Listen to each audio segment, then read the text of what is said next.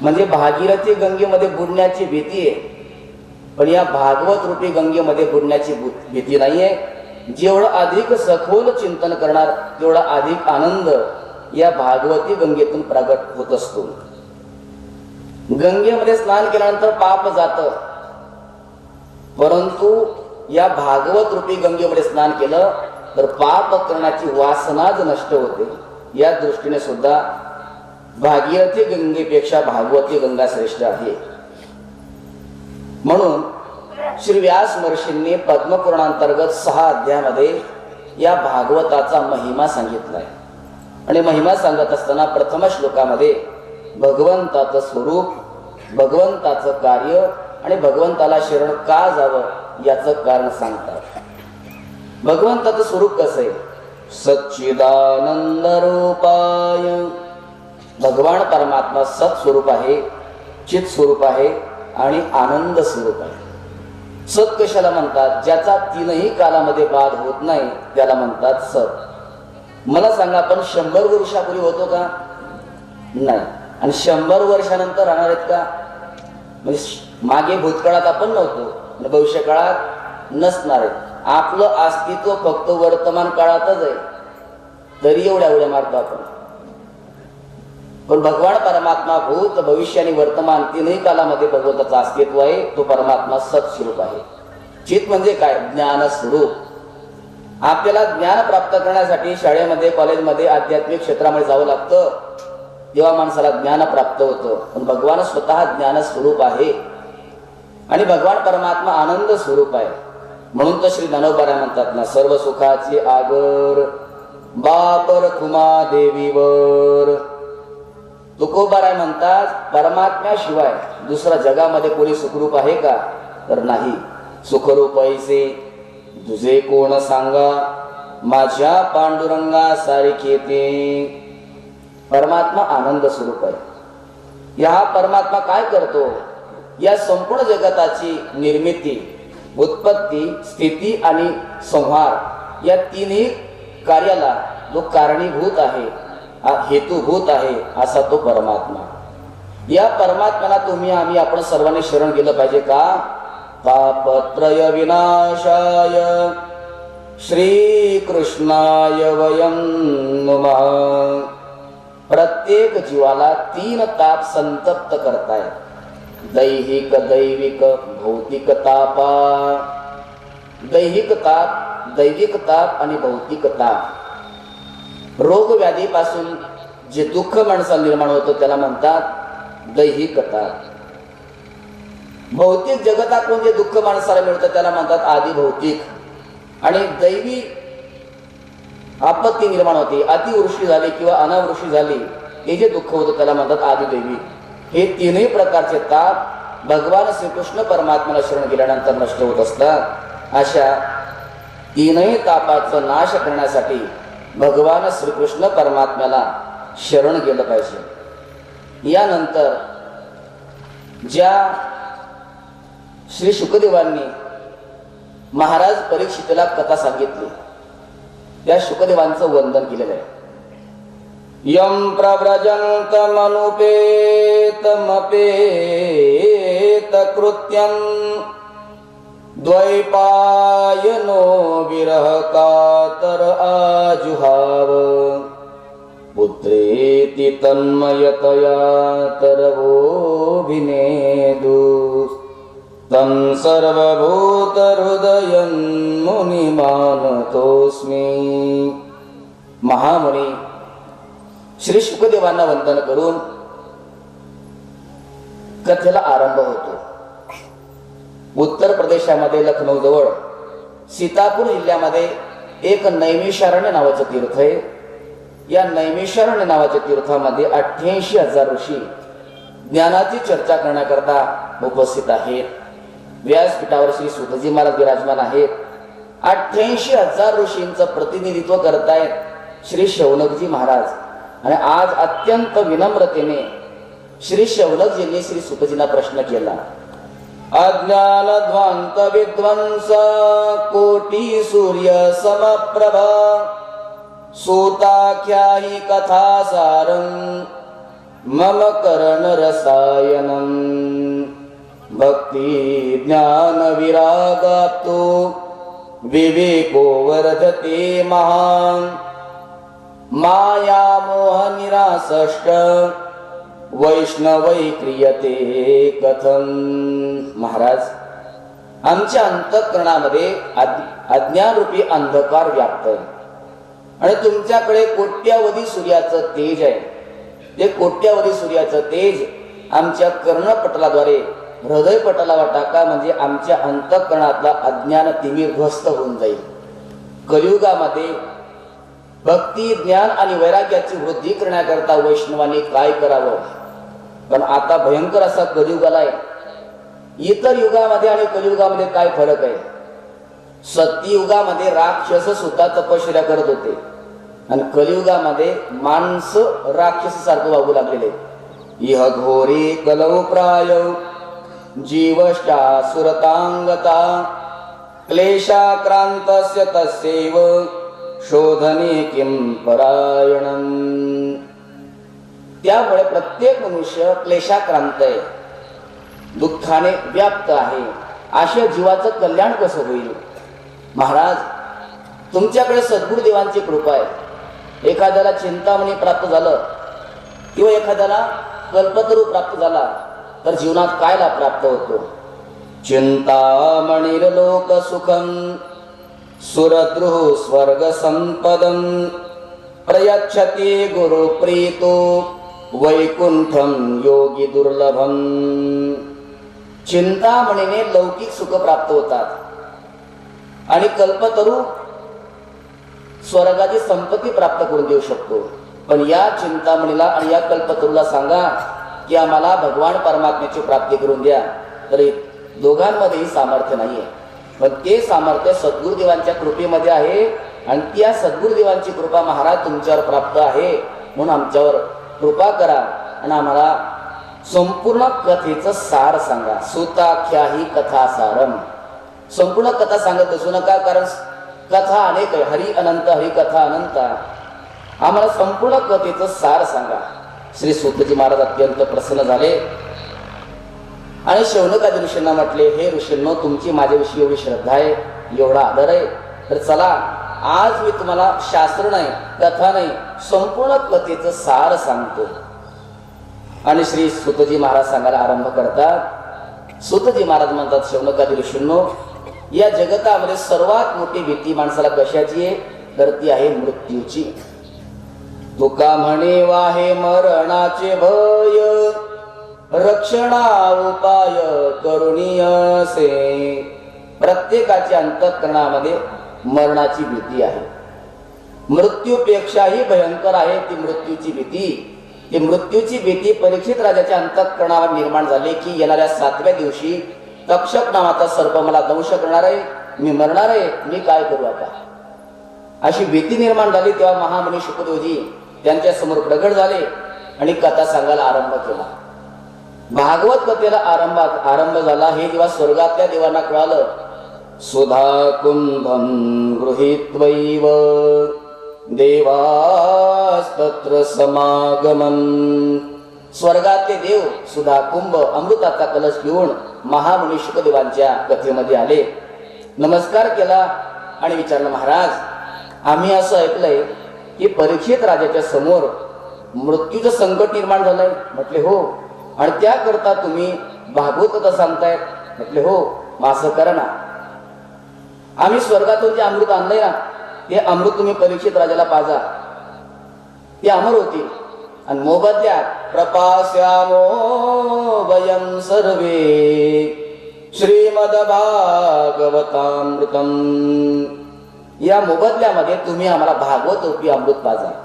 श्री शुकदेवजी म्हणतात, तुम्ही जर श्रोते होऊन आले असते तर तुम्हाला निश्चित भागवत कथा सांगितली असते. पण तुम्ही श्रद्धेने श्रोते होऊन नाही, तुम्ही व्यापारी होऊन आले. पण नुसते व्यापारी नाही, लबाड व्यापारी होऊन आले. तुमचं स्वर्गाचं अमृत देतायत आणि आमचं कथारूपी अमृत मागतायत. कुठे तुमचं स्वर्गाचं अमृत आणि कुठे आमचं कथा अमृत? वसुधा कथा लोके क्व काच क्व मणिर्महान ब्रह्मरातो विचार्यैव तदा देवांजहास. एखादा व्यापारी रंगीत काचीचा तुकडा देत असेल आणि मोबदल्यामध्ये आपल्याकडून कोट्यावधी रुपयाचा मणी मागत असेल तर तो उघड ठगबाजी करतोय. जसं तुमचं स्वर्गाचं अमृत म्हणजे रंगीत काचेचा तुकडा आहे आणि आमचं भागवत रूपी अमृत म्हणजे कोट्यावधी रुपयाचा मणी आहे, नाही देणार तुम्हाला, निघून जा. स्वर्गातले देव निघून गेले, सत्य लोकामध्ये गेले आणि सत्य लोकामध्ये विचारू लागले, महाराज आम्ही स्वर्गातले देव असून सुद्धा आम्हाला कथा ऐकू दिली नाही, काढून दिला आम्हाला. ब्रह्मदेव म्हटले, चिंता करू नका, आधी शुकदेवांना 7 दिवस कथा सांगू द्या, परीक्षित राजांना ती ऐकू द्या, बघू काय परिणाम होतो. जेव्हा 7 दिवस पूर्ण होतात, 7 दिवसामध्ये महाराज परीक्षितला मोक्ष प्राप्त होतो. हे जेव्हा ब्रह्मदेवाने पाहिलं तर त्यांना सुद्धा परम आश्चर्य निर्माण झालं.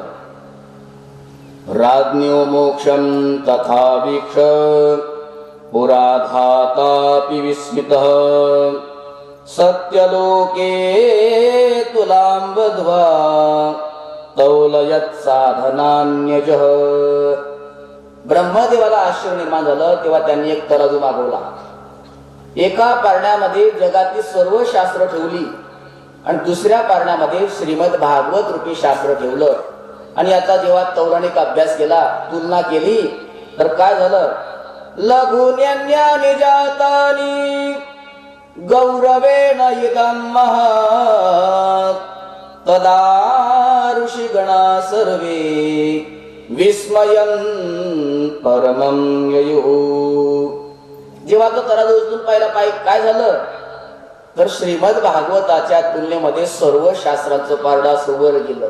मला सांगा, 2 पारडे, कोणतं पारडं वर जातं, कोणतं खाली राहतं? जे हलकं आहे ते वर जातं आणि जे जड आहे ते खाली राहतं. का बरं? हलकेपणामुळे ते वर जातं आणि जड असल्यामुळे, भारी असल्यामुळे हे खाली राहतं. म्हणून मी सांगत असतो की वक्त्यापेक्षा श्रोता श्रेष्ठ आहे. प्रभू तुम्ही महेशाची या मूर्ती.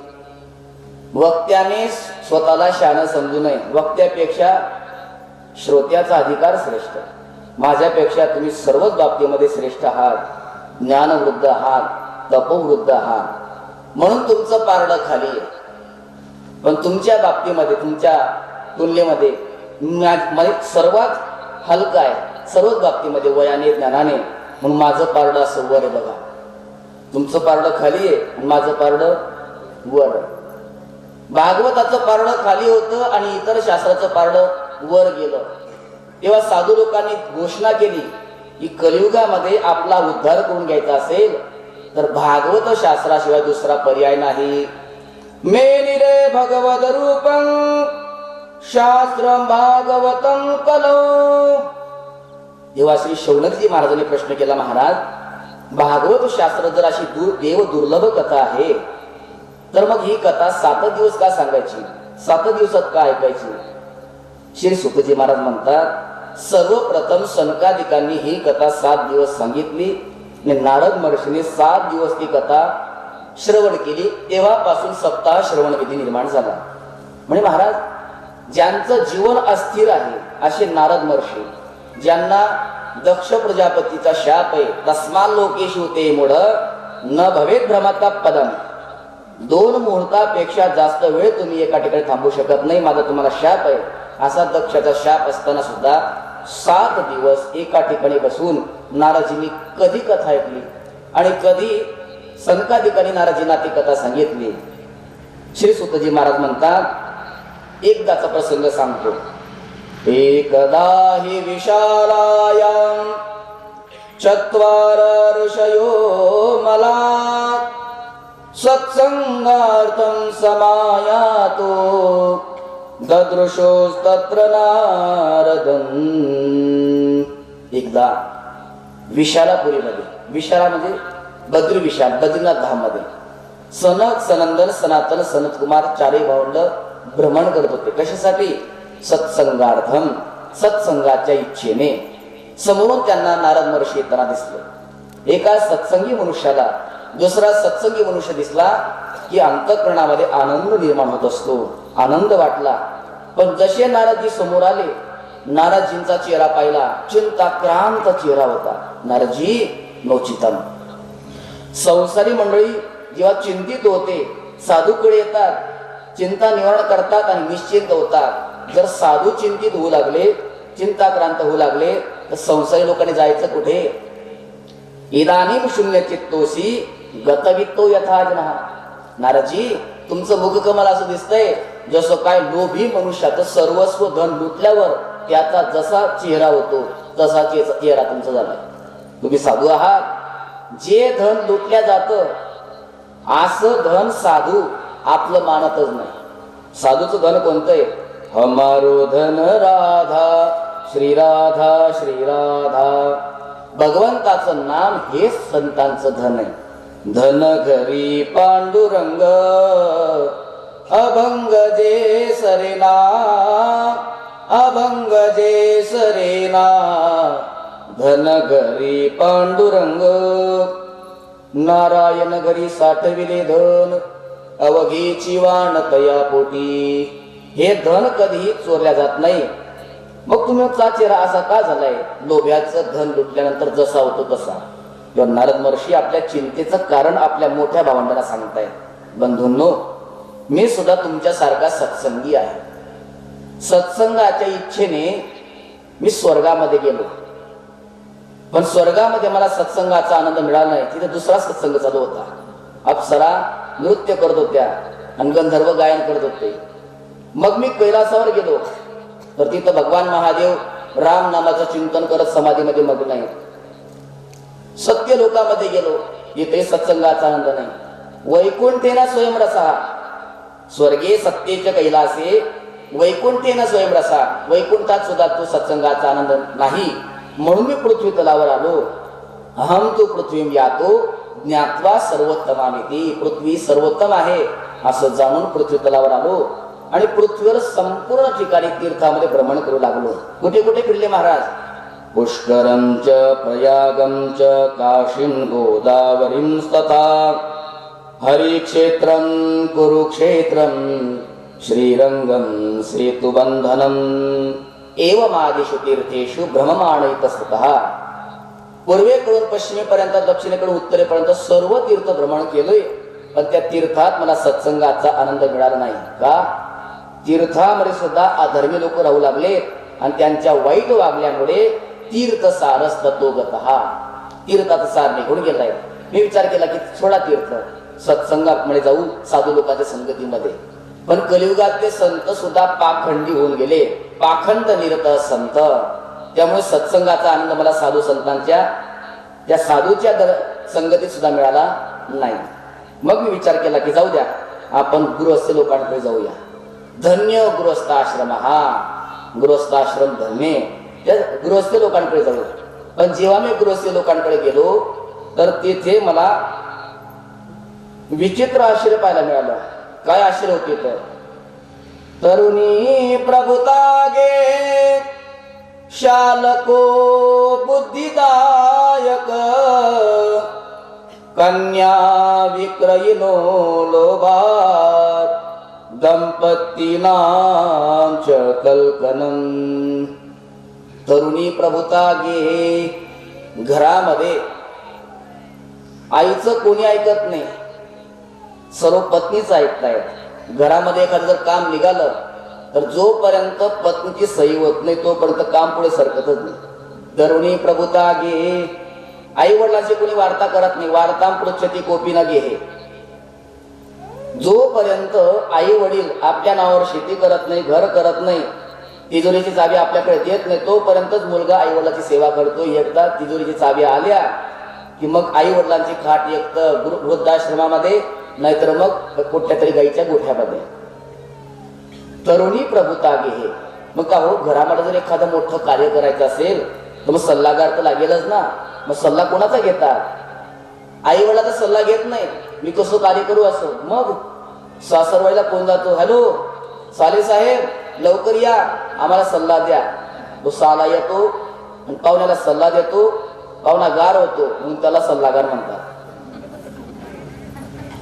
शालको बुद्धिदायक. कलियुगामध्ये लोकांचा लोभ एवढा वाढू लागलाय. तुकोबाराय म्हणतात कन्यादान केलं पाहिजे. कन्यादान जर केलं ना तर पृथ्वी दान करण्याचं पुण्य प्राप्त होत असतं. सालंकृत कन्यादान पृथ्वी दाना ते समान. वडिलांनी यथाशक्ती आपल्या मुलीच्या अंगावर अलंकार चढवायचे आणि ती लक्ष्मी स्वरूपा मुलगी कन्या विष्णू स्वरूप जावायला दान केली की तिला त्या वडिलांना पृथ्वी दान करण्याचं पुण्य प्राप्त होत असतं. पण कलियुगात एवढा लोभ वाढलाय म्हटले कन्याचा विक्रय होऊ लागलाय. कन्या विक्रयिनो लोभात. लोभ वाढलाय. त्यामुळे दंपती नामच्या कल्पना. पती पत्नी मध्ये रामायण व्हायला पाहिजे पण दररोज महाभारत होत आहे. त्यामुळे असा क्लेशाक्रांत अवस्था मी पाहिली. मी विचार केला की पृथ्वी सर्वोत्तम आहे, येथे जाऊ सत्संग करू आणि मनाची शांती करून घेऊ. पण शांती तर काही मिळाली नाही, उलट मनाची क्रांती निर्माण झाली. आता मी जाऊ तर जाऊ कुठे? तेव्हा मनात विचार आला की चला भगवान श्रीकृष्ण परमात्म्याची नित्य क्रीडास्थळी श्री वृंदावन धामामध्ये जाऊया. आणि वृंदावनामध्ये धामामध्ये जेव्हा मी गेलो एवं पश्यन कलिर्दोषान पर्यटन नवनी महं यामुनम कथमापन्नो यत्र लीला हरेरभूत. भगवान श्रीकृष्ण परमात्म्याने जिथं लीला केली या लीलास्थळीमध्ये वृंदावनामध्ये जसं मी गेलो, पण वृंदावनात जाऊन सुद्धा मला एक आश्चर्य पाहायला मिळालं. काय आश्चर्य होतं महाराज तिथं? तत्राश्चर्यं मया दृष्टं श्रूयतां तन्मुनीश्वरा. एका तु तरुणी तत्र निषन्ना खिन्न मानसा. या ठिकाणी एक तरुणी अगदी खिन्न मनाने बसलेली आहे, रुदन करत आहे. तिच्या समोर दोन वयोवृद्ध म्हातारे मूर्छित अवस्थेमध्ये पडलेले आहेत. तिच्या शेजारी काही महिला आहेत. त्या सर्व महिला त्या युवतीची सेवा करतायत. कोणी अश्रू पुसतायत, कोणी हवा घालतायत, कोणी पाणी देतायत. मी तिथपर्यंत गेलो परंतु काय झालं विचारण्याची हिंमत झाली नाही. मी परत निघालो आणि मी परत जात असताना त्या देवीने माझ्याकडे पाहिलं आणि तिने हाक मारली. भो भो साधो क्षणं तिष्ठ मच्चिंतामपि नाशय दर्शनं तव लोकस्य सर्वथा गहरं परं. महाराज माझी चिंता नष्ट करा. ऐका संतांचा महिमा ऐका. भक्तीला जेव्हा चिंता निर्माण होते की भक्ती सुद्धा संतांकडे येते, संतांचा आश्रय घेते, चिंतामुक्त होते. ती भक्ती माता म्हणते माझी चिंता नष्ट करा. जेव्हा त्या देवीने मला बोलवलं मी जवळ गेलो आणि विचारलं काशीत्वम. देवी कोण आहेस तू? का इमौ. हे दोन म्हातारे कोण आहेत? का इमा नारी हा पद्मलोचना. या सर्व स्त्रिया कोण आहेत? तेव्हा त्या देवीने आपला संपूर्ण परिचय द्यायला सुरुवात केली.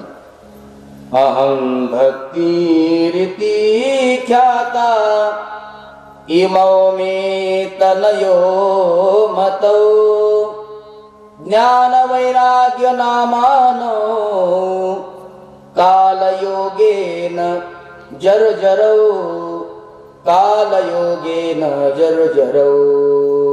महाराज अहम भक्ती मी भक्ती आहे. इमो मे तनयो हे दोन आहेत ना माझी मुलं आहेत. काळाच्या योगाने हे म्हातारपणाला प्राप्त झाले आहेत. बघा आई वयोवृद्ध असावी आणि मुलं तरुण असावे ही प्रकृती आहे. परंतु विकृती बघा ना, मी तरुण आहे पण माझी दोन्ही मुलं मात्र म्हातारी आहेत. मी माझी पूर्ण कथा तुम्हाला सांगते. उत्पन्ना द्रविडे साहम. महाराज द्रविड देशामध्ये म्हणजे दक्षिण भारतामध्ये मी जन्माला आले. मृत्यूम कर्नाटके गता. कर्नाटक प्रांतामध्ये मी लहानाची मोठी झाले. क्वचित क्वचित महाराष्ट्रामध्ये काही काही ठिकाणी मला खूप सन्मान प्राप्त झाला. पण गुर्जरे जरणताम गतः. जशी मी गुर्जर देशामध्ये गेले तिथं वयोवृद्ध झाले आणि काही प्रदेशामध्ये पाखंडी लोकांनी मला खंडित करून टाकलं. पण मी जेव्हा वृंदावनामध्ये गेले वृंदावनं पुन्हा प्राप्य नवीनेन स्वरूपेने. मी पुन्हा तरुण झाले वृंदावनामध्ये आजही भक्ती तरुण आहे. भक्तीचा खूप मोठा उदू वृंदावनामध्ये आज सुद्धा आहे. परंतु दुर्दैव असं माझे ज्ञान आणि वैराग्य नावाचे दोन मुलं अजून म्हातारेच आहेत. जर हे लवकर तरुण झाले नाही तर इदम स्थानम परित्यज्य विदेशम गम्यते मया, हे स्थान सोडून मी विदेशात निघून जाईल. म्हणजे नारद महर्षी म्हणतात, भक्ती माते असं करू नका. जर तुम्ही भारतात राहिले नाही तर भक्त कशी जन्माला येतील, संत कशी जन्माला येतील, भगवंताचा अवतार कसा होईल. संत आणि भगवंत विहीन भारत देश होऊन जाईल. म्हणून तुम्ही चिंता करू नका, मी ज्ञान वैराग्याला जागृत करतो. आणि ज्ञान वैराग्याला जागृत करण्याकरता नारदजींनी प्रयत्न करायला सुरुवात केली. नारद महर्षी त्या ज्ञानाच्या आणि वैराग्याच्या कानाजवळ गेले. हे ज्ञाना, अरे उठ बाबा. हे वैराग्य, अरे जागा हो. ज्ञानम प्रबुद्ध्यताम शीघ्रम, रे वैराग्य प्रबुद्ध्यताम. पण त्यांना जाग आली नाही. तेव्हा नारदजींनी काय केलं? वेद वेदांत घोषैश्च गीता पाठैर मुहुर्मुहु. गीता पाठ पुन्हा पुन्हा केला, वेद वेदांताचा घोष केला. त्यांना थोडीशी जाग आली. थोडे वेळ डोळे उघडले, पुन्हा डोळे बंद केले, मूर्छित झाले. आता नारद महर्षी चिंताक्रांत झाले की वेद वेदांताचा घोष आणि गीतेचा पाठ पुन्हा पुन्हा केला तरी ज्ञान वैराग्य जागृत होत नाही, तर यांना जाग आणण्याकरता करावं काय. या चिंतेमध्ये भ्रमण करत असताना आकाशवाणी झाली. व्योमवाणी तदैव भूल्मारुषे किद्यतामिति उद्यम सफलस्तेयं भविष्यति न संशय. आकाशवाणी झाली, नारद महर्षी तुम्ही जो उद्यम करतायत तो सफल होईल निश्चित, यात काही संशय नाही. म्हणजे कसं काय सफल होईल? असं करा म्हणे, तुम्ही एखाद्या साधूकडे जा आणि त्याला सत्कर्म काय करायचं ते विचारा. आता नारद महर्षी म्हणतात सत्कर्म काय करायचं तेही सांगितलं नाही, कोणत्या साधूकडे जायचं तेही सांगितलं नाही. जो साधू दिसेल त्यांना नमस्कार करायचा विचारायचं. महाराज सत्कर्म कशाला म्हणतात? नारद महर्षी विचारतायत सत्कर्म कशाला म्हणतात? सामान्य साधू काय त्याला उत्तर देणार आहे? मुकी भूता सथाने तुम केंत असतो पलायता. काही लोक आपली इज्जत वाचवण्याकरता म्हणायचे आमचं आज मौन चालू आहे, काही तर आश्रम सोडून पडून गेले. शेवटी नारद महर्षी चिंता पूर्ण व्हावी, चिंता आपली चिंतेवर काहीतरी उपाय सुचावा, यासाठी नारद महर्षी बद्रीनाथ धाम विशालापुरीमध्ये आले. भ्रमण करत असताना समोर सनकादिक महर्षी भेटले. सनकादिकाने चिंतेचं कारण विचारलं आणि नारदजींनी चिंतेचं कारण सांगितलं की भक्ती तरुण आहे, भक्तीची दोन्ही मुलं ज्ञान आणि वैराग्य मूर्छित झाले. त्यांना जाग आणण्याकरता मी खूप प्रयत्न केले, पण ते काही जागृत अवस्थेला प्राप्त होत नाही. अशा चिंतेमध्ये मी भ्रमण करत होतो. तुम्ही चिंतेचं कारण विचारलं, मी चिंतेचं कारण सांगितलं. हे सनकादिक महर्षी म्हटले, बस एवढ्या अशा छोट्याशा गोष्टी करता तुम्ही एवढी चिंता करताय? नवचिताम, तुम्हाला हे उचित नाही. आमच्याकडे त्याचा सर्व उपाय. मा चिंताम कुरु देवर्षे हर्षं चित्ते समावह. उपाय सुख साध्योत्र वर्तते पूर्व एवही. आमच्याकडे याचा उपाय. म्हणजे काय उपाय? श्रीमद भागवतालाप सतुगीत शुकादिभिः. श्रीमद भागवत सांगा, तुमचे ज्ञान आणि वैराग्य दोन्ही जागरूक होतील. म्हणजे महाराज श्रीमद भागवत काय आहे हे मी माझ्या वडिलांकडून म्हणजे आपल्या वडिलांकडून ब्रह्मदेवाकडून शिकलोय. काय भागवत म्हणजे? निगम कल्पतरोर गलितम फलम. निगम कशाला म्हणतात? नितराम गमयती बोधयती स निगमो वेद. वेद रूपी कल्पवृक्षाचं परिपक्वून खाली पडलेलं फळ म्हणजे श्रीमद भागवत आहे. अख्खा वेद शिकवला मी त्यांना, वेद वेदांताचा घोष केला, तरी त्यांना जाग आला नाही. तर त्या वेदाचंच फळ जे भागवत आहे त्याने काय फरक पडणार आहे? तेव्हा सनकादिकांनी नारदजींना 2-3 दृष्टांत दिले. एक जावई सासरवाडीला आला म्हटले, उन्हाळ्याचे दिवस होते. आता उन्हाळ्याच्या दिवसामध्ये कोणता पाहुणचार असतो? आंब्याचा रस आणि पुरणाची पोळी. जेवायला बसले जावई आणि सासरे. जावईने आयुष्यात पहिल्यांदा आंब्याचा रस खाल्ला. नेमका कुठला होता कोणाच ठाऊक माहित नाही मला. आयुष्यात पहिल्यांदा आंब्याचा रस खाल्ला. आणि आंब्याचा रस खाऊन झाल्यानंतर सासरी बुवांना विचारतो, सासरे बुवा काय होता हा पदार्थ? अहो जावई बुवा, आपल्या शेतामध्ये जे आंबे आहेत ना, ते आंबे तोडले, पिकवले आणि त्याचा रस केला होता, आंब्याचा रस होता. असो, मग फळाचा एवढा रस आहे तर झाडात एवढा रस असेल. म्हणून तो शेतात गेला आणि तिथं पानं खायला लागला आणि फांद्या खायला लागला. येईल का तो रस? मला सांगा, आंब्यामध्ये रस, फळामध्ये रस कुठून आला? झाडातूनच आला. परंतु जे काम फळ करू शकतं ते काम झाड करू शकत नाही. दुसरं उदाहरण दिलं, चहा करायची आहे पण साखर संपली. असं करा, ऊसाचा रस टाका, कारण ऊसाच्या रसापासूनच साखर तयार होते ना. होईल का? नाही होणार.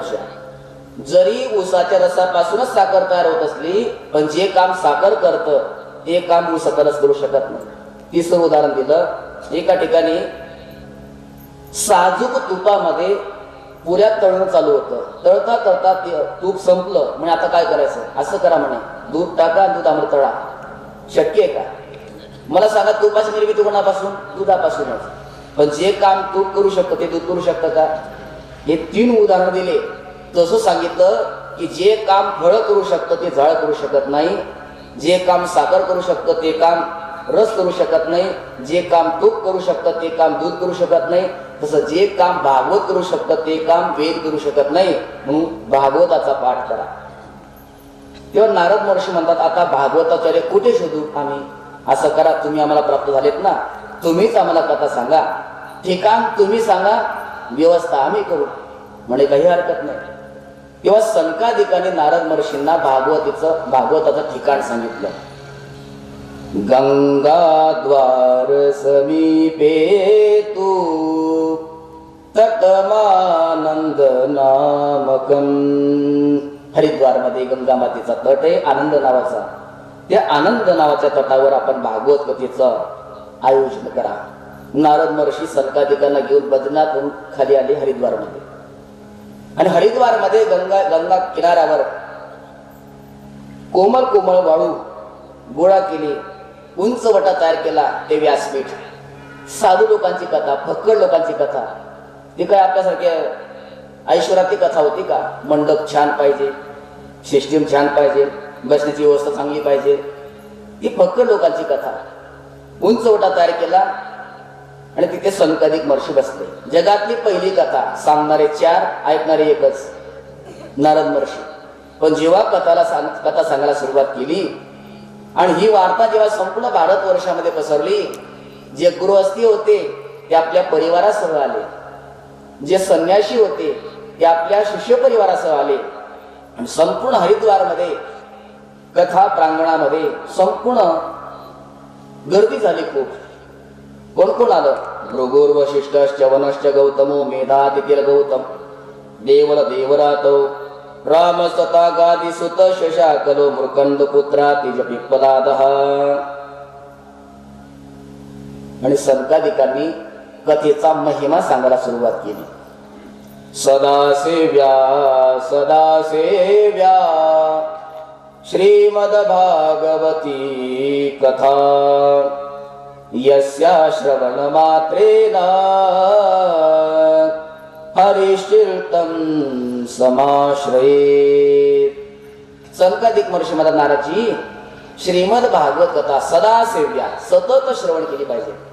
अहो मागे काही वर्षापूर्वी ऐकली ना मी, तरी ऐका. सदा सेव्या. का बरं?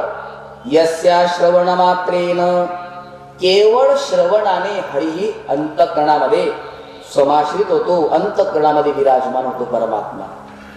एखाद्याने अश्वमेध यज्ञ केला, एक नाही 1000 अश्वमेध यज्ञ केले, शेकडो वाजपेयी यज्ञ केले. हे यज्ञ केल्यानंतर जे पुण्य तयार होतं ना, हे पुण्य भागवत श्रवण केल्यानंतर जे पुण्य तयार होतं, त्या पुण्याच्या 16व्या भागाची सुद्धा बरोबरी करू शकत नाही. एवढा महिमा या भागवताचा आहे.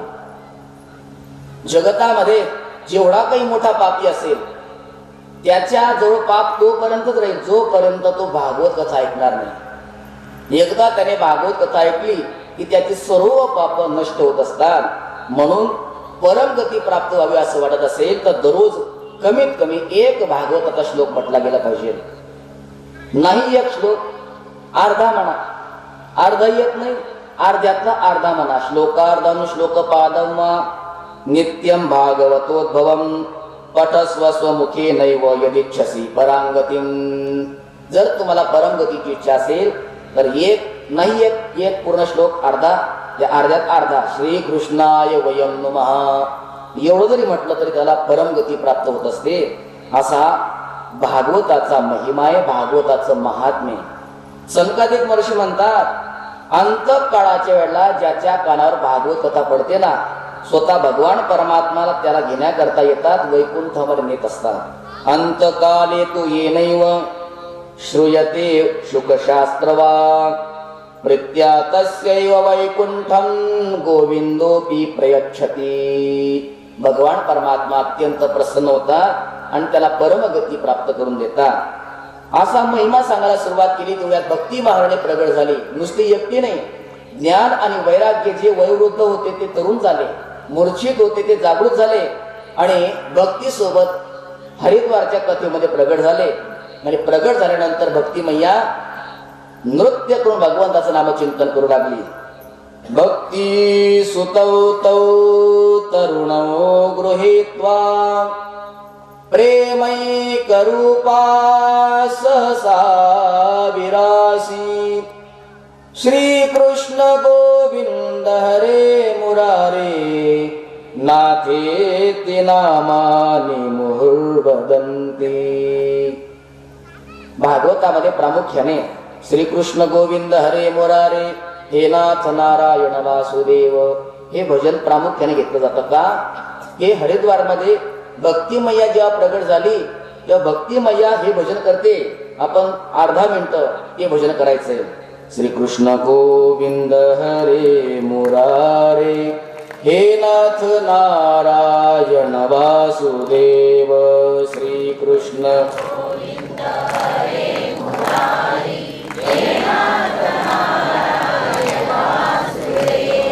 हे नाथ नारायण वासुदेव, हे नाथ नारायण वासुदेव.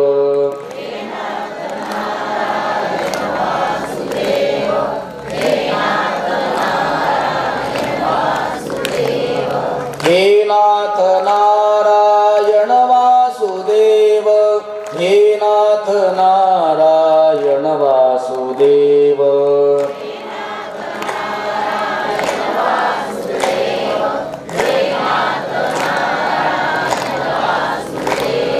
श्रीकृष्ण गोविंद हरे मुरारे हे नाथ नारायण वासुदेव.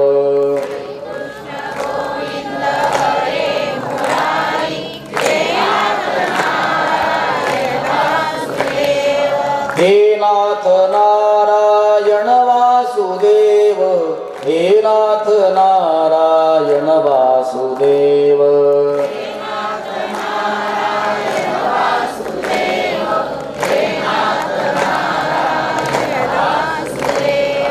श्रीकृष्ण गोविंद हरे मुरारे हे नाथ नारायण वासुदेव. काळी काळी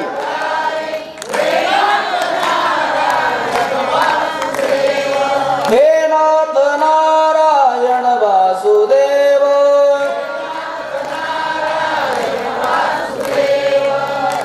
भक्तिमयेने सुंदर असं भजन गायलं. भजन संपलं, सर्वजण खाली बसले. भक्ती माता सनकादिकांच्या जवळ आली. महाराज, अहम क्वतिष्ठामि. सर्वांना बसण्याची व्यवस्था आहे. महिला मंडळ, पुरुष मंडळी, ज्यांना गुडघ्याला त्रास होतो त्यांना बसण्याकरता खुर्च्या आहे. सर्वांना बसण्याची व्यवस्था आहे, मी कुठे बसू? तेव्हा सनकादिक महर्षी म्हटले, जेवढे लोक ऐकतायत ना, श्रोते श्रवण करतायत ना, सर्वांच्या अंतःकरणरूपी सिंहासनावर तुम्ही विराजमान व्हा. आणि ज्याच्या अंतःकरणामध्ये भक्ती विराजमान आहे ना, जगामध्ये तो किती का निर्धन असे ना, परंतु सनकादिक महर्षी म्हणतात तो सर्वात धन्य आहे. सकल भुवन मध्ये निर्धनास्तोपि धन्य निवसति हृदयेषां श्रीहरेर्भक्तिरेका हरिरपि निजलोकं सर्वथा तो विहाय प्रविशति हृदि तेषां भक्तिसूत्रोपनद्धः. ज्याच्या अंतःकरणामध्ये भक्तीचं वास्तव्य आहे तो निर्धन असू द्या पण तो जगामध्ये सर्वात धन्य आहे. इथे नारद महर्षींनी सनकादिकांना दुसरा प्रश्न विचारला. महाराज, श्रीमद भागवताचा महिमा श्रवण केला आणि भक्तीची दोन्ही मुलं जी मूर्छित होते, वृद्ध झाले होते, ते तरुण झाले, मूर्छित अवस्थेतून जागृत अवस्था त्यांना प्राप्त झाली. तर भागवताच्या श्रवणाने केवळ भक्तीची ज्ञान वैराग्य दोन्ही मुलं जागृत होतात, एवढा त्याचा फायदा आहे का पापही जातं? आणि जर पाप जात असेल तर कोणत्या प्रकारचा पापी तरुण जातो? भागवताच्या श्रवणाने. आम्हाला भागवताचा महिमा सांगा. सनकादिक महर्षी म्हणतात, चिंता करू नका, कोणत्या प्रकारच्या पाप्याचा उद्धार होतो तुम्हाला यादी सांगतो. तेव्हा सनकादिकांनी नारद महर्षींना यादी सांगायला सुरुवात केली. अत्र ते कीर्तयिष्याम. आता मी तुम्हाला भागवताचा महिमा सांगतो. कोणत्या प्रकारचे पापी तरुण जातात. ये मानवा पापकृतस्तु सर्वदा सदा दुराचार रता विमार्गगा क्रोधाग्निदग्धा कुटिलाश्च कामिनः सप्ताह यज्ञेन कलौ पुनन्ति ते पंचोग्रपापाचलचद्मकारिणः क्रूरा पिशाचा इव निर्दयाश्च ये ब्रह्मस्वपुष्टा व्यभिचारकारिणः सप्ताह यज्ञेन कलौ पुनन्ति ते. यादी सांगतायत. ये मानवा, जे माणसं पापकृतस्तु सर्वदा, नेहमी पाप कर्म करण्यामध्ये मग्न आहेत. सदा दुराचाररतः, नेहमी दुराचरण करण्यामध्ये मग्न आहे. क्रोधाग्निदग्धा, अत्यंत क्रोधायमान आहे. कुटिलः, कपट करण्यामध्ये प्रावीण्य त्यांच्यामध्ये आहे. नेहमी कपट करत असतात, दुसऱ्यांना लुटत असतात, दुबाडत असतात. कामिनः, अशी जी लोक आहेत ना, 7 दिवस कथा श्रवण करून त्यांचा उद्धार होतो. पंचोग्र पापः, काही सौम्य पाप आहेत आणि काही उग्र पाप आहेत. सौम्य पापच पण ते सौम्य थोडस. 2 भावाचं चांगलं चालत असताना त्यांच्यामध्ये फूट पाडणं पापच आहे. एखाद्याची गाय, एखाद्याची म्हैस चांगलं दूध देत असेल तर ते दूध उडवणं पापच आहे. एखाद्याला विंचू चावला तर विंचू उतरवणं नाही, चढवणं पापच आहे एक प्रकारचं.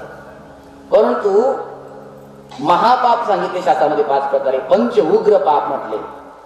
ब्रह्महत्या, सुरापानम, स्तेयम, गुरुवांगनागम, महंती पातकान्याहु, संसर्गादेव पंचमम. पहिलं पाप आहे ब्रह्महत्या. दुसरं पाप आहे सुरापान, मदिरापान करणं. स्तेय मध्ये चोरी करणं 3रं पाप. आणि गुरुपत्नी गमन करणं 4थं पाप. या 4 पैकी कोणतेही एखादी संगती करतो तो 5वा महापापी. अशी पंचमहापापे की का असे ना, पण भागवत कथा श्रवण केली तर त्याचा उद्धार होतो. एवढंच नाही, आयुष्यभर त्याने पापच पाप कर्म केलं. या बाबाजी, आयुष्यभर पाप कर्म केलं. पाप कर्म करून तो मेला. त्या पाप कर्म केल्यामुळे त्याला पिशाची योनीला जावं लागलं.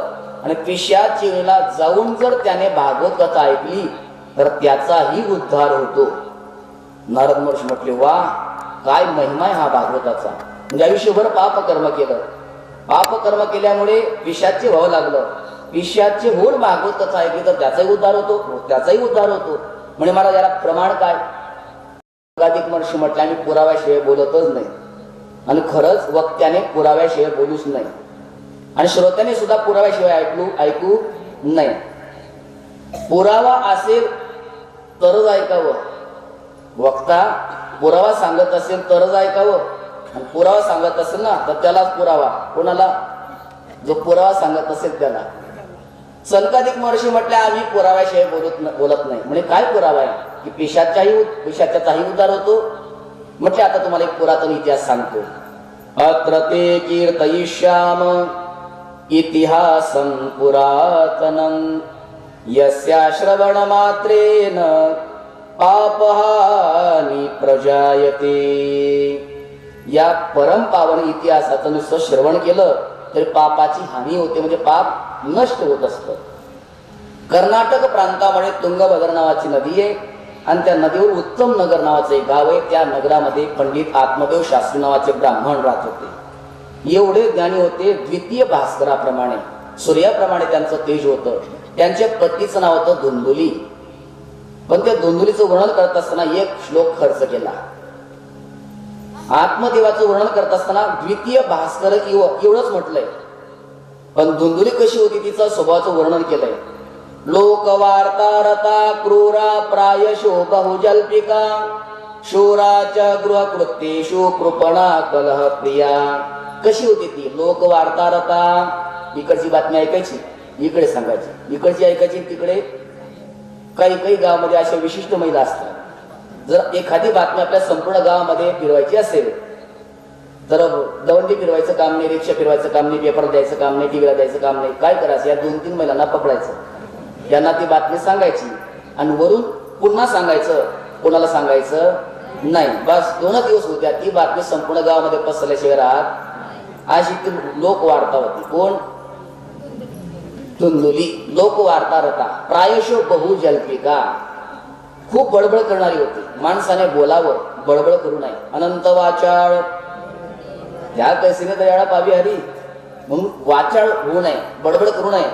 आवश्यक तेवढं बोललं पाहिजे, पण ही बडबड करायची. प्रायशो बहुजल्पिका, पण घरकाम करण्यामध्ये मात्र अत्यंत शूर होती. शूराच्या गृहकृत्येषु, स्वभावाने मात्र कृपण होती, कंजूस होती. कृपणा कलह प्रिया, भांडण तर एवढं आवडत होतं बाबा, जोपर्यंत दुसऱ्याशी भांडण होत नाही तोपर्यंत खाल्लेलं पचत नव्हतं तिला. म्हणजे भांडण ही तिची पचन करण्याची गोळीच होती असं समजून घ्या.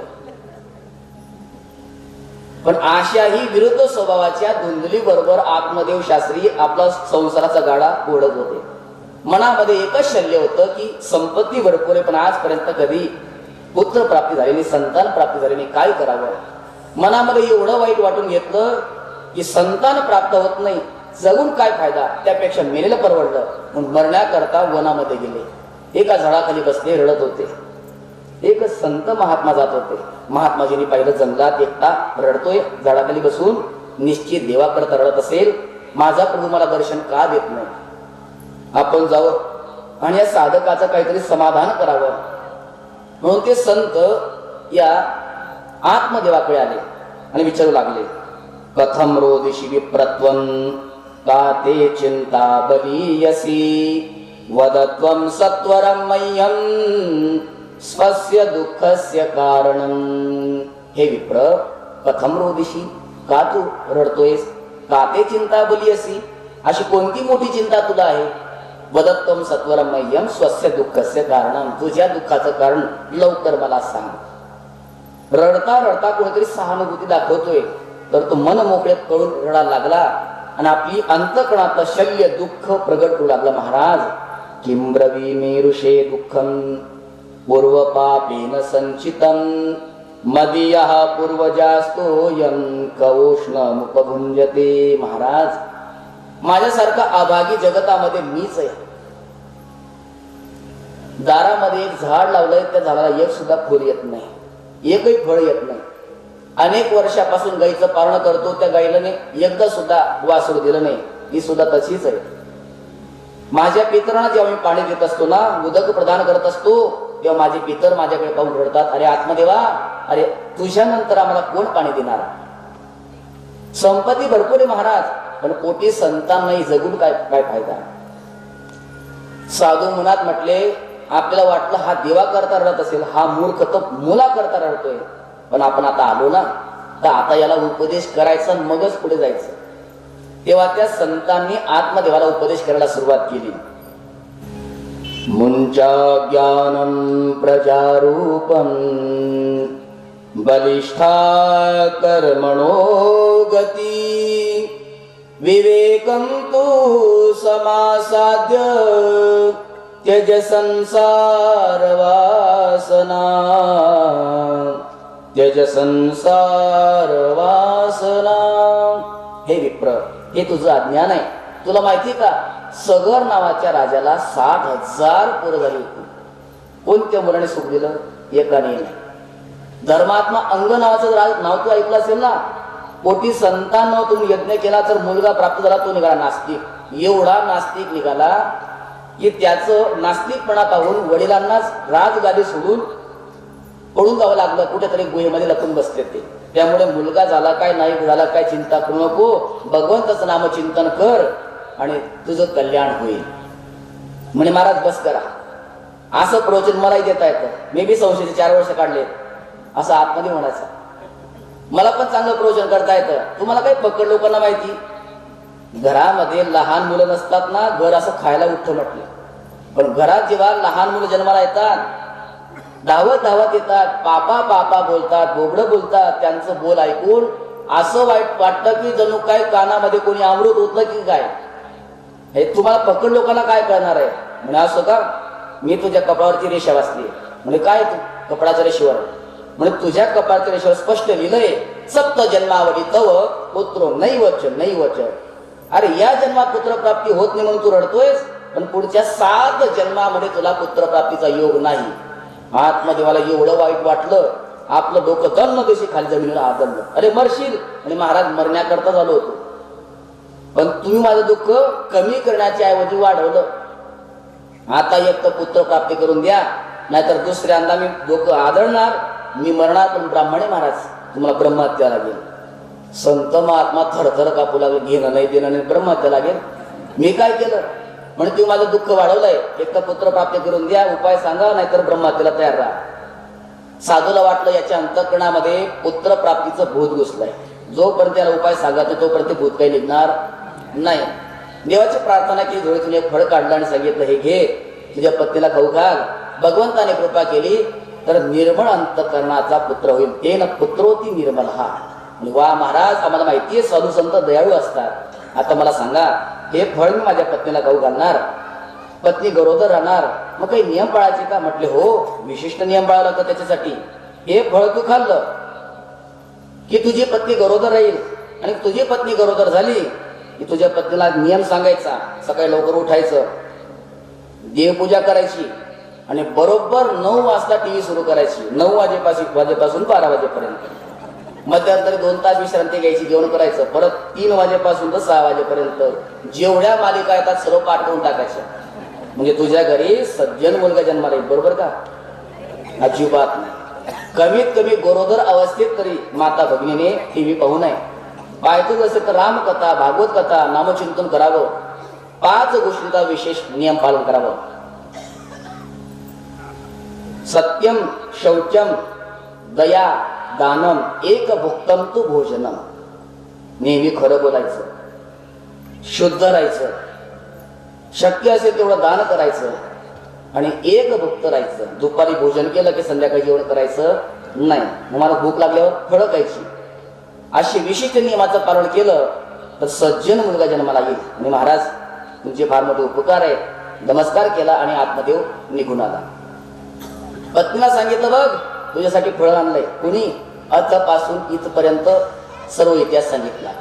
धुंदुलीच्या अंतःकरणामध्ये शंका निर्माण झाली, नेमका कोण साधू असेल, याच्यावर काही जादूटोणा केला असेल तर नाही. मी वेळेत तर होणार नाही ना, भूत संचार तर होणार नाही ना मला. नंतर खाऊन तिने म्हटले मी, पण नक्की खा बरं. हो नक्की खाणार. दुसऱ्या दिवशी ते फळ घेतलं, देवासमोर बसली, खाऊ का नको खाऊ. एवढं शेजारची महिला आली, अगं धुंदुली काय करते तू? म्हणे बघा माझ्या मालकाने फळ आणलं, हे खाऊ का नको? म्हणजे कुठून मिळालं? अथपासून इथपर्यंत सर्व सांगितलं. शेजारची मला म्हटलं, अगं तुझं भाग्य की साधूच्या कृपेने तुला फळ प्राप्त होतंय, लवकर खाऊन घे, सज्जन मुलगा जन्माला येईल.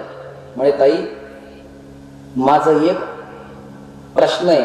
म्हणे काय? फलभक्षेण गर्भस्यात् गर्भेणोदर वृद्धिता स्वल्प भक्षम ततो शक्तिर गृह कार्यम प्रथम भवेत. मी हे फळ जर खाल्लं तर पोटामध्ये गर्भ येईल, गर्भ आला तर माझं जीवन कमी येईल, आणि जेवण कमी झालं तर मी अशक्त होईल, आणि अशक्त झाली तर घरकाम कोण करणार? शेजारची महिला म्हटली, यात काय विशेष आहे, तुझी नणंद नाही का? 4 महिने बोलव तिला. असं ती जेव्हा भाषेला पाण्या करता येणार, साडी घेऊन येणार की नाही? म्हणे हो. मग तिथला 4 महिने बोलव, खूप काम करून घे तिच्याकडून, आणि मोबाईल देते एखादी 1000-500 ची साडी घेऊन दे. म्हणे ताई त्यापेक्षा मी मोल करून ठेवीन, पण ननंदला बोलणार नाही. म्हणे का बरं? ननंदास संवारे सदा, माझी ननंद म्हणजे महाचोट्टी आहे. जर 4 महिने आली ती अख्खं घर साफ करून घेऊन जाईल. म्हणजे ठीक आहे, मोल करून ठेव, पण लवकर बळ खा. म्हणे ताई मला अजून एक प्रश्न आहे. म्हणे काय? मी असं ऐकलं की गरोदर स्त्री धावू शकत नाही. म्हणे बरोबर आहे, तू धावायचं कशाला? तुला काय ते ऑलिम्पिक मध्ये भाग घ्यायचा का, पळायचा आहे का? शांत बसायचं, नामचिंतन करायचं. पण नाही, अचानक भूकंप आला तर? अगं काही भूकंप येणार, लवकर खाऊन घे. आणि अचानक आमच्या घराला कोणी आग लावली तर? हे सर्व शंका भागवतात आले बरं का. दैवात घाटी व्रजेत ग्रामे पलायत गर्भिणी कथम. गर्भिणी स्त्री कसं काय पळणार? म्हणजे काही टेन्शन घेऊ नको, पटकन खाऊन घे. म्हणजे दुसरा शंका, जर 9 महिने 9 दिवस मी ओझं वागवलं आणि प्रसूत काळाच्या वेळेला जर माझं बाळ आडवं आलं तर? दैवात घाटी व्रजेत ग्रामे तिर्यक चेत आगतो गर्भस तदामे मरणम भवे. या गरोदरपणाचं ओझं मला कसं काय सहन होणार? मला सहन होणार नाही ते. शेजारची मला फार हुशार, म्हणजे चिंता करू नको, बाळ जरी आडवं आलं तरी आता विज्ञानाने खूप मोठी प्रगती केली. म्हणजे काय प्रगती केली? आधी मुलं फक्त 2च पद्धतीने जन्माला यायची, एक तर पायाळू नाही तर डोकाळू. पण विज्ञानाने एवढी प्रगती केली, आता ना पायाळू ना डोकाळू, डायरेक्ट पोटाळू. त्यामुळे तू चिंताच करू नको, म्हटले पटकन खाऊन घे. म्हणजे ताई मुलांना जन्माला घालायचं, लहानाचं मोठं करायचं, शिकून शहाणं करायचं, त्यांना नोकरीला लावायचं, आणि एकदा लग्न झालं, अक्षदा त्यांच्या डोक्यावर पडल्या की पत्नीला घेतात आणि आपल्यापासून दूर निघून जातात. मग कशाला एवढं वजन वागवायचं? त्यापेक्षा मला एकच वाटतं, वंद्यावा विधवा नारी सुखिनी चेती मेमती. शेजारची मला म्हटलं, तुला जे करायचं तर कर, मी चालले. ती गेली, तिची लहान बहीण झाली. अगं ताई काय करते? तिने अथपासून इथपर्यंत सर्व इतिहास सांगितला. तिच्या लहान बहिणीच्या मनामध्ये कपट होतं. म्हणजे बघ, या बाबा लोकांच्या नादाला लागू नको, त्यांनी काहीतरी जादूटोना केला असेल, हे फळ खाऊ नको. मग मालकालाच काय सांगू, खायला सांगू. पण मालक विचारते, जर फळ खाल्लं फायदा कसं काय होत नाही? चिंता करू नको, म्हटले यावेळेस मी गरोदर आहे, जे बाळ जन्माला येते तुला देऊन टाकेल. मग आता या फळाचं काय करू? अगं तुझ्या गोठ्यामध्ये गाय नाही का, त्याला खाऊ घाल, गायला फळ खाऊ घाल. आणि तुकोबार आहे म्हणतात ना, चिरगोटे घालून वाढविले पोट, गरबार बोभाट जनामाजी. अशा प्रकारे 9 महिने 9 दिवस संपले. धुंदुलीची लहान बहीण प्रसूत झाली. तिने रातोरात बाळाला पार्सल केलं. म्हणजे बाळाला घेतलं, सकाळी मालकाला दाखवलं, घ्या आपला मुलगा झालाय. आत्मदेवाचा आनंद गगनात मावेना. मुलगा झाला, संपूर्ण गावामध्ये पेढे वाटले, आनंद उत्सव साजरा केला. ठीक 3 महिन्यानंतर गाय सुद्धा व्याली, गायीने सुद्धा मुलाला जन्म दिला. संपूर्ण गाव उलटलं ते पाहण्याकरता. वा, भगवान देत आहे तो छप्पर फाळके देत आहे.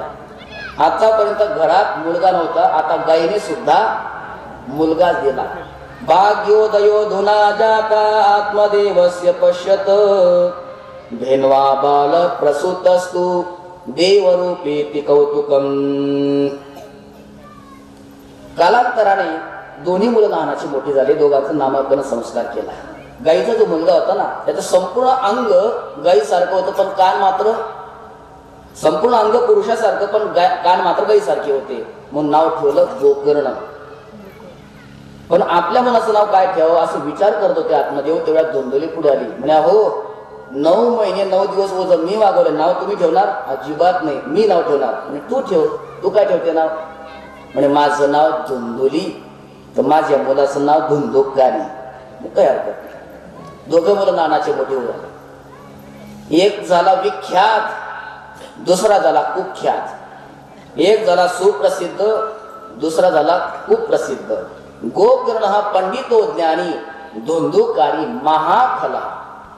खल, खल किसे कहते? ख माने खाना और ल माने लड़ना, बस दो ही काम जिसको आते।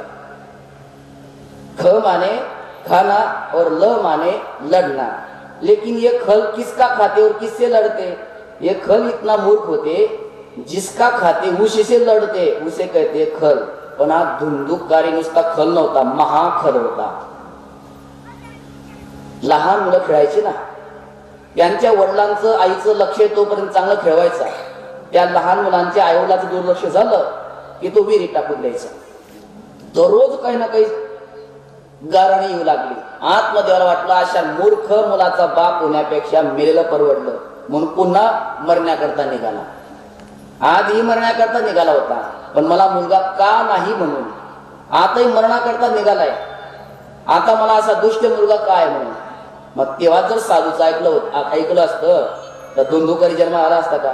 पण नाही ना. संत महात्मा सांगतात, संसार दुःख मूळ चहूकळी इंगळ, तरी लोक संसारात पडतात. पडल्यानंतर मग जेव्हा दुःखाचा अनुभव येतो, मग प्रमाणाचा अर्थ कळतो की नाही नाही, दुःख बांधवळी आहे हा संसार, सुखाचा विचार नाही कुठे. आत्मदेवाला दुःखी अवस्थेमध्ये पाहिलं आणि गोकर्णजींनी जवळ जाऊन आपल्या पित्याला उपदेश केला. हा जो उपदेश आहे ना, पुढची भागवत कथा सोडा, केवळ या 2 श्लोकाचा जरी आपल्या जीवनामध्ये अवलंब केला ना, तरी आपला उद्धार झाल्याशिवाय राहणार नाही. असा मार्मिक उपदेश गोकर्णजींनी आपल्या वडिलांना केला. पिताजी, या संपूर्ण जगाकडे पहा तुम्ही, कोण सुखी सांगा. न चेंद्रस्य सुखम किंचित न सुखम चक्रवर्तीनः सुखमस्ति विरक्तस्य मुनिरेकांत जीविनः मुनिरेकांत जीविनः. जो देखे सो दुखिया बाबा, सुखिया कोई नहीं रे. राजा दुखिया प्रजा दुखिया, दुखिया है घर बैरागी. दुख के कारण सुखदेव ने उदरी माया त्यागी रे. कोई तन दुखी, कोई मन दुखी, कोई धन बिन रहत उदास. प्रत्येकाच्या अंतःकरणामध्ये दुःख आहे, त्यामुळे तुम्ही पुत्राच्या दुःखाने दुःखी होऊ नका. काय करा. देहे स्तिमान सरुधिरे भीमतीं त्यजत्वं जाया सुतादिषु सदा ममतां विमुञ्च. पश्यानिशं जगदिदं क्षणभङ्गनिष्ठं वैराग्यरागरसिको भवभक्तिनिष्ठः. धर्मं भजस्व सततं त्यज लोकधर्मान्. सेवस्व साधु पुरुषान् जहि कामतृष्णाम्. अन्यस्य दोष गुणचिन्तनमाशु मुक्त्वा सेवा कथा रसमहो नितरां पिबत्वं. गोकर्णजी म्हणतात, पिताश्री, मनुष्याला बांधणाऱ्या 2 दोरी आहेत. एका दोरीचं नाव आहे अहंता आणि दुसऱ्या दोरीचं नाव आहे ममता. देहे अस्ति मांस रुधिरे अभिमतीं त्यजत्वं. देहाविषयी अहंता टाका. जाया सुतादिषु सदा ममता विमुञ्च. पत्नी, मूल आणि परिवाराविषयी ममता टाकून द्या. मग बघा किती आनंद आहे. हे सर्व जग क्षणभंगूर आहे असं तुम्ही पहा. आतापर्यंत तुम्ही संसारावर प्रेम केलं, तुम्हाला काय मिळालं? दुःखच दुःख. आता त्या जगतपतीवर प्रेम करा, बघा केवढा जीवनामध्ये आनंद मिळतो ते. धर्मं भजस्व सततं त्यज लोक धर्मान्. 2 प्रकारचे धर्म आहेत, एक लौकिक धर्म आणि एक अलौकिक धर्म. आपण जन्माला आलो, लहानाचं मोठं झालो, विवाह झाला, पत्नी मुलांचा सांभाळ करणं, आई वडिलांचं सांभाळ करणं हे आपलं कर्तव्य आहे. हा जरा लौकिक धर्म. पण लौकिक धर्माचं पालन करता करता आपला जो परम धर्म आहे तो म्हणजे भगवान परमात्म्याची प्राप्ती. त्या परमात्म्याची प्राप्तीचा जो परम धर्म आहे त्याकडे आपलं सतत स्मरण असलं पाहिजे. धर्मम भजस्व सततम त्यजलोक धर्मान सेवस्व साधू पुरुषान जही काम तृष्णान.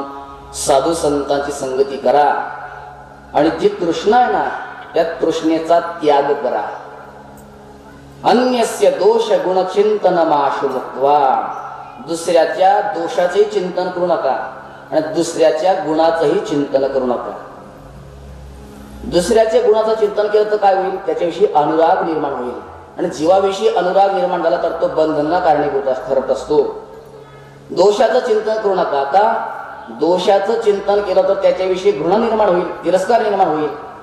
म्हणून दोषाचंही चिंतन करू नका आणि गुणाचंही चिंतन करू नका. तुकोबाराय म्हणतात अनेकाचे काणी गुणदोष मनानाणी सेवा कथा रसमहो नितराम पिबध्वम.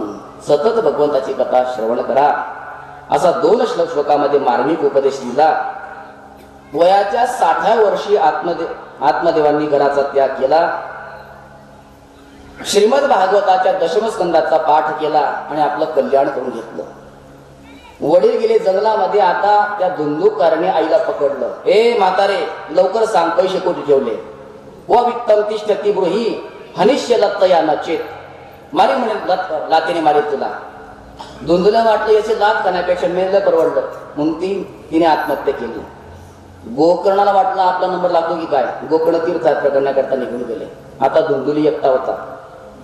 कर्मिळा त्याला वेश्यांना बोलवलं. वेश्येसोबत राहू लागला. मग त्यांना पाहिजे द्रव्य. लुटमार करायचा, दरोडा टाकायचा आणि ते द्रव्य आणायचा, वेश्यांना द्यायचा. एकदा त्याने राज दरबारामध्ये दरोडा टाकला. भरपूर द्रव्य संपत्ती आणली, वेश्यांकडे दिली. वेश्याने विचार केला आज ना उद्या हा पकडला जाईल, याच्यासोबत आपल्यालाही कारागृहामध्ये बंद करतील. आता काय करायचं? याला मारा, धनाचा वाटा पाडा आणि आपापल्या वाटेला लागा. त्या धुंदुकाईला खाटीला बांधलं. दोघं हात बांधले, दोघं पाय बांधले आणि गळफास देऊ लागले. पण तो मरत नव्हता, जोर जोरात ओरडत होता. एक वेश्या गेली आणि चुलीतले पिस्तूल काढले, त्याच्या तोंडामध्ये कोंबले. तप्तांगार समूहाष्ट तन्मुखे हे विचिक्षपुः अग्निज्वाराती दुःखेन व्याकुलो निधनंगतः. व्याकुळ होऊन तो निधन पावला. पण आयुष्यभर पाप कर्म केल्यामुळे तो पिशाच जेवलीला गेला. इकडे त्या गोकर्णजींना कळालं तर त्याने गैला जाऊन श्राद्ध केलं आणि जेव्हा घरी आले तर हा पिशाची रूपाने त्यांना दिसू लागला. म्हणजे मला लवकरात लवकर मुक्त कर, वाताहारीनं जीवा मी. या पिशाची योनीमध्ये मला पाणी सुद्धा पिता येत नाही. 2 लोकांना पाणी पिता येते स्वतःच्या हाताने, पितर आणि पिशाच. स्वतःच्या हाताने मला पाणी पिता येत नाही, लवकरात लवकर मुक्त करा. गोकर्ण म्हणता चिंता करू नका, मी उद्या ब्राह्मण लोकांना भेटतो आणि तुमच्या उद्धाराचा उपाय विचारतो. ठीक आहे म्हटले. दुसऱ्या दिवशी ब्राह्मणांना विचारलं, काही उपाय निघाला नाही. शेवटी सूर्यदेवाला विचारलं, तुभ्यम नमो जगत साक्षी ब्रूहि मे मुक्ती हेतुकम. जेव्हा सूर्य भगवंताने सांगितलं श्रीमद भागवतान मुक्ती ही सप्ताहम वाचनम गुरु. 7 दिवस सप्ताहाचं वाचन करा, भागवताचं वाचन करा, भागवत सप्ताह करा, धुंदुकारीचा उद्धार होईल. स्वतः गोकर्णजी महाराज संपली आणि 7 गाठी कुठल्या दिव्य रूप धरो जातस तुलसी दाम मंडितः पीतवासा घनश्यामो मुकुटी कुंडलान्वितः. अशा प्रकारे सुंदर रूपामध्ये प्रगट झाला आणि त्या धुंदुकारीने भागवताचा महिमा सांगितला. धन्या भागवती वार्ता प्रेत पीडा विनाशिनी सप्ताहोपि तथा धन्या कृष्ण लोक फलप्रद. ही भागवत कथा धन्य आहे. मला प्रेत योनीमध्ये, पिशाच योनीमध्ये एवढी यातना भोगावी लागत होती, पण 7 दिवस मी पिशाच योनीला असून सुद्धा भागवत कथा श्रवण केली तर 7 दिवसात पिशाच योनीतून माझी मुक्तता झाली. म्हणून भागवत कथा धन्य आहे. संकटिक महर्षी म्हणतात, नारदजी क्लास 1चा पापी असणारा हा धुंदुकारी त्याचाही उद्धार होतो. वा महाराज, भागवताचा काय महिमा आहे. भागवत आता श्रवण केलं तर भक्तीची दोन्ही मुलं ज्ञान आणि वैराग्याची वृद्धी तर होतेच, पण धुंदुकारी सारखा महापापी सुद्धा उद्धरून जातो. हा भागवताचा महिमा आहे. बोल भागवत भगवान की. आपली नियोजित वेळ संपलेली आहे. अशा प्रकारे जो विषय दिला होता श्रीमद भागवताचं महात्म्य, या महात्म्यावर वेळ वाकडं बोलण्याचा प्रयत्न केलेला आहे. ही वेळी वाकडी सेवा माझे सर्व गुरुजन मंडळी, परमादरणीय आमचे गुरुवर्य कन्हैया बाबा, गुरुवर्य वासुदेव बाबा, मुकुंद बाबा, परमादरणीय परमश्रद्धेय गुरुवर्य आमचे उल्हास बाबा, ही सर्व गुरुजन मंडळी या ठिकाणी उपस्थित आहेत. या गुरुजनांच्या चरणारविंदी ही सेवा समर्पित करतो. सेवेला पूर्णविराम. कुंडलिक वरदारी विठ्ठल श्री ज्ञानदेव तुकाराम पंढरीनाथ भगवान की जय. माऊली ज्ञानेश्वर महाराज की जय. जगद्गुरु तुकाराम महाराज की जय. सद्गुरु जोग महाराज की जय. विठ्ठल विठ्ठल विठ्ठल विठ्ठल विठ्ठल विठ्ठल. कुंडलिक वरदारी विठ्ठल श्री ज्ञानदेव तुकाराम पंढरीनाथ भगवान की जय. माऊली ज्ञानेश्वर महाराज की जय. सद्गुरु जोग महाराज की जय.